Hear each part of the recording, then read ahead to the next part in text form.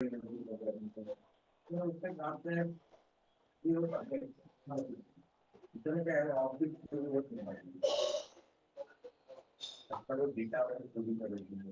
and a warm welcome to my YouTube station, Smita Sharma, journalist. And while I'm here in Mumbai reporting on Maharashtra elections, you can see some of those ground reports up on my channel. If you're subscribing to the channel, if you like the content, make sure that you also share it and do press on the bell notification icon for any alerts when we go live with fresh content. Now, I thought we'll do a quick chat here with what is happening in neighboring Sri Lanka, because Sri Lanka has thrown up some very interesting election results. Parliamentary polls were held. These were snap polls. Remember, the country elected a new president in Anura earlier in September. I was on the ground there in Colombo covering that big story, and those reports are also there on the YouTube station. But joining me from Colombo right now is Dr. R.K. Radhakrishnan. He's a senior journalist, senior editor with the Frontline, and somebody who has been covering the Sri Lanka story very, very closely. R.K., thank you so much for finding time to do this while you're at the airport and waiting to board a flight back home. Thank you, Smita. My pleasure. If I could start by how clear are the election results right now? It's a landslide for Anura Dissanayake? Absolutely.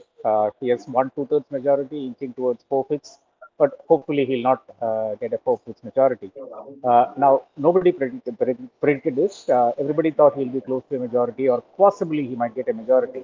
And that's about it, because you remember, Smita, when you were here during the presidential election, he managed only 42% of the votes, which is you need at least 50% plus one to actually win an election here. So the county went into a second round, and he was declared winner subsequently.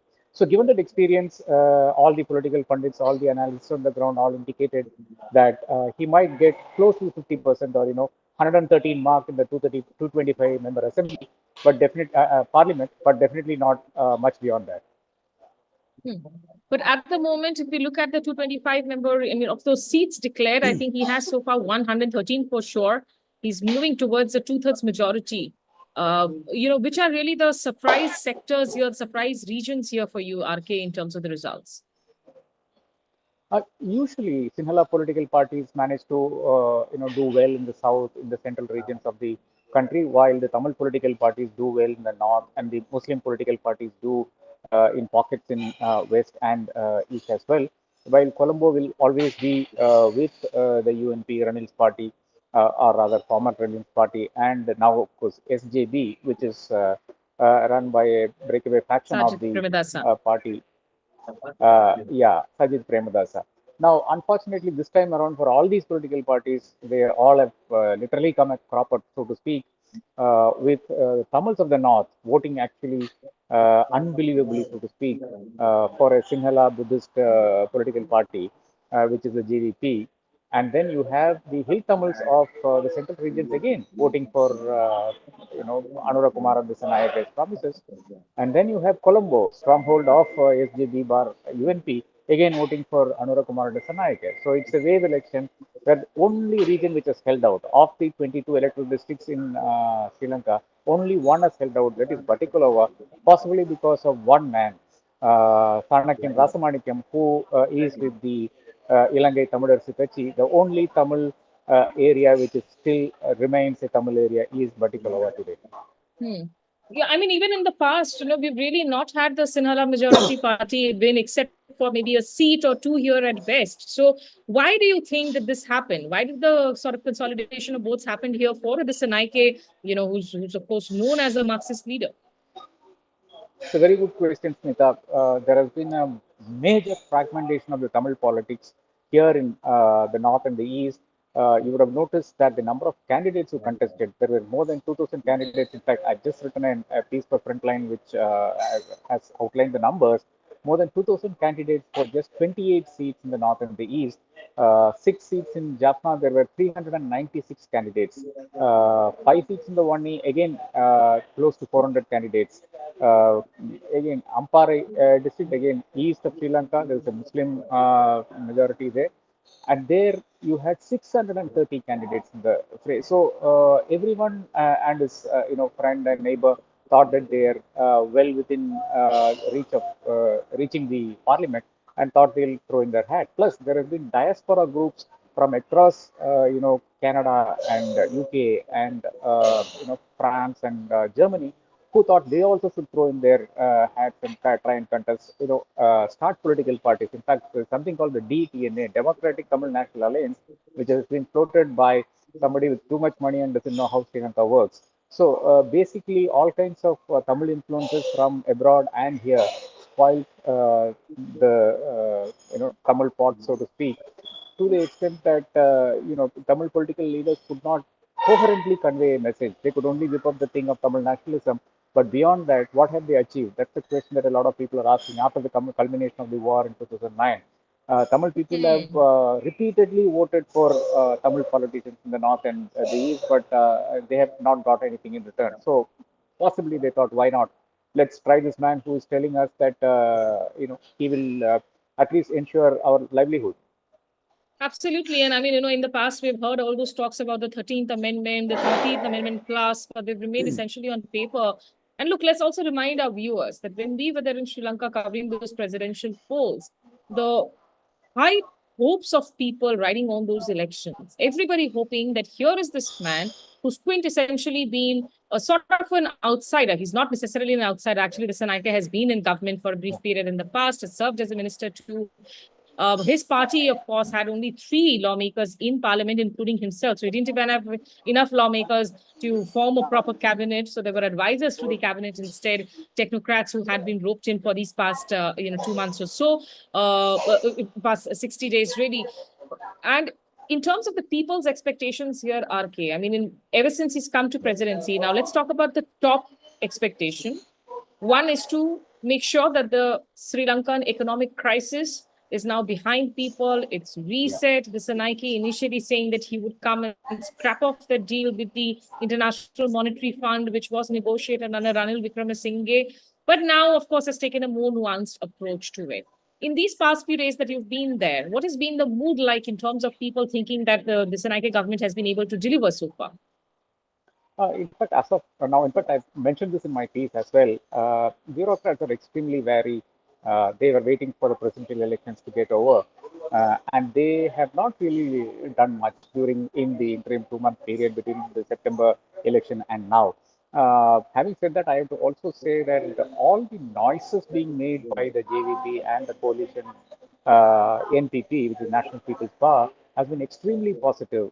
Soon after the presidential election, in which Anura unexpectedly won, so to speak, we saw that there were no celebrations at all. If there were any celebrations, they were extremely muted. This is a new for Sri Lanka. And again, now again, I see I am in Colombo. There is not one firecracker going on anywhere because Anura Kumar Adesanya and the JVP has made it very clear that there should not be overtly all these celebrations because this is nothing to celebrate. I mean, people have given us a task and we need to start doing that task. I mean, we need I to mean, start he even doing went to the something on the extent of ground. supporting that curfew that was that was put in place after Yeah. the presidential poll results, were expected. Yeah, that's very true. In fact, he has not made a step out of line. He has not made any of the moves that unconventional moves, so to speak, that the JVP is usually set to make. Trying to change the system and whatnot. Again, there has been no significant big ticket arrests as well. Though Anura and the entire JVP and NPP came to power saying that they will hold politicians to account and the corruption money will come back and whatnot. But in 2 months' time, obviously there has been a lot of discussion, but then there has been no headline arrest, so to speak, of any politician.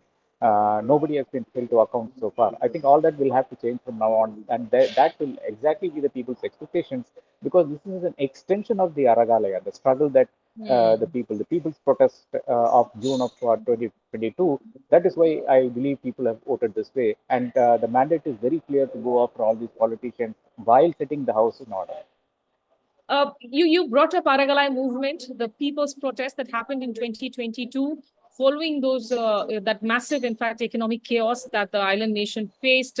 It had gone through COVID. It had gone through the terror strikes on Easter Sunday in 2019, prior to the pandemic hitting the country's revenue, which is essentially relying on tourism, amongst others.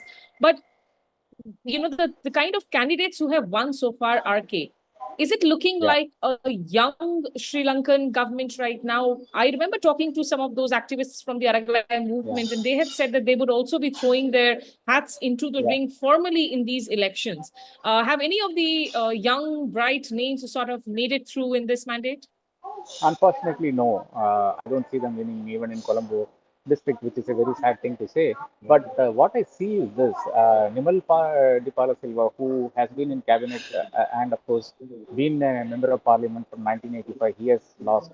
Johnson Fernando, who has been in cabinet and in an MP since 1994, has lost. And anybody you can think of, one of the Rajapaksa brothers, that is Chamal Rajapaksa's son. Kamal was used to be the Speaker of the House when Mahinda Rajapaksa was president. His son was the only direct Rajapaksa in the race. He has lost. So basically, all the Rajapaksas, including a relative of Rajapaksa, Nupan, all of them have been thrown out. Almost the entire old guard has been thrown out, so to speak. In fact, even TM Dilshan, the former Sri Lanka cricket captain, even he lost here in Sri Lanka. Though there was, some kind of traction for him, and there was some expectation that he would win. But I can tell you that almost all the ministers who have contested have lost, and this includes also Maitripala Sirisena, former president's son. He has also lost his seat. So it's a completely new parliament, Smita, as you said. But then it is largely the left-leaning Sinhala Buddhist, which is a very contradictory mix of ideologies. But that is what the new parliament is going to look like. Thankfully, Sanakin Rasamanikan is in, and a couple of others who actually have been in parliament earlier are in. I think, people were very clear in their head. They wanted a routing of what is called the old political guard, the political elites, the elite families, Yeah. whether it be the entire Rajapaksa clan, whether it be a Ranil Wickremesinghe, a cat with nine lives, whether it be the Fonsecas, the Maitrapali Sirisenas. So really, people have been rooting here for something which is new and gives them hope in terms of being able to bring in a new political system. So now that he's head to a two-thirds majority in parliament, I think the big question on everybody's mind would be, will Dissanayake deliver in terms of the abolition of the executive presidency that has been there since the late 70s?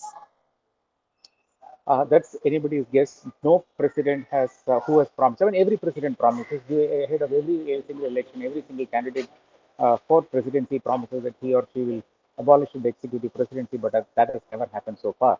Now, it is extremely tempting to keep the executive presidency because, as I pointed out in my article in Frontline, the president makes all the appointments to the independent commissions, to the Supreme Court.